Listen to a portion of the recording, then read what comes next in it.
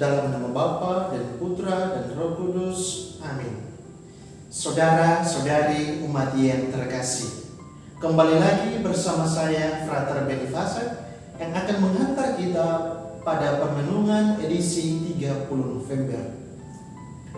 Hari ini, tanggal 30 November, gereja merayakan pesta Santo Andreas Rasul. Andreas Rasul merupakan salah satu dari ke-12 rasul yang dipanggil dan dipilih secara khusus untuk menjadi penjala manusia. Bacaan Injil hari ini menampilkan kepada kita tentang bagaimana cara Kristus memanggil para muridnya untuk menjadi penjala manusia. Cara Kristus untuk memanggil para murid menjadi penjala manusia berbeda dengan kebiasaan yang dilakukan oleh para rabi pada masa itu. Dahulu, seorang muridlah yang akan menjadi seorang guru, dan kemudian dia yang akan belajar dari guru tersebut.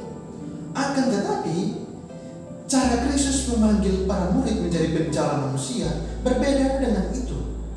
Dikatakan oleh penginjil Matius bahwa panggilan para murid menjadi penjala manusia pertama-tama karena atas dasar inisiatif dari Sang Kristus guru yang sejati sendiri.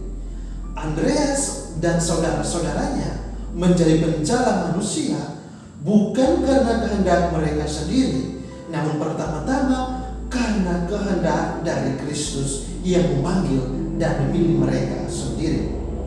Nah, dalam konteks ini, Kristus hendak memberikan gambaran kepada kita tentang bagaimana cara menjadi penjala manusia itu. Santo Andreas Rasul dan saudara-saudaranya hendaknya membuat kita bisa menyadarkan kita untuk memahami tentang bagaimana menjadi penjala manusia itu sendiri.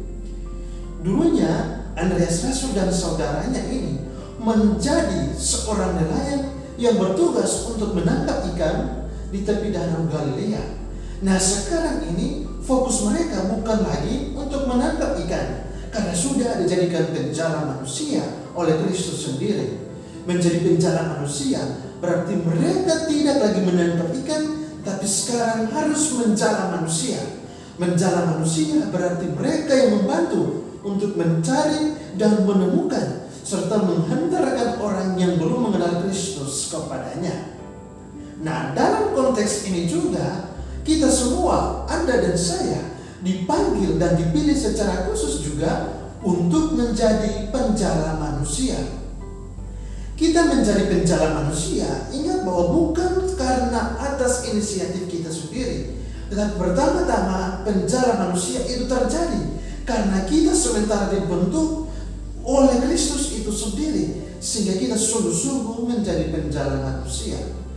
Kalau kita menjadi penjala manusia, berarti kita tidak boleh berdiam diri dan menunggu orang lain datang untuk mencari kita.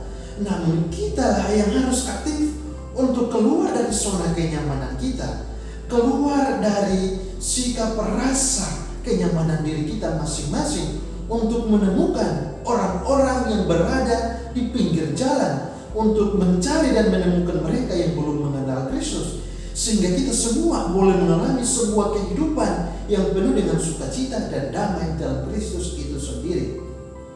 Nah, dalam hidup bersama, entah di tengah keluarga, kita juga bisa menjadi penjala manusia di dalam hidup keluarga kita masing-masing. Misalnya, ketika kita hidup dalam keluarga ada sebuah persoalan atau konflik yang terjadi, maka di situ peran menjadi penjala manusia dapat kita jalankan. Kita bisa menyelesaikan sebagai penengah konflik ini, yakni dapat menjadi penjala manusia yang menyelesaikan masalah ini dengan mengutamakan peran cinta kasih di sana, yakni saling terbuka, memecahkan persoalan dan menyelesaikannya dengan pikiran, dengan hati yang tenang.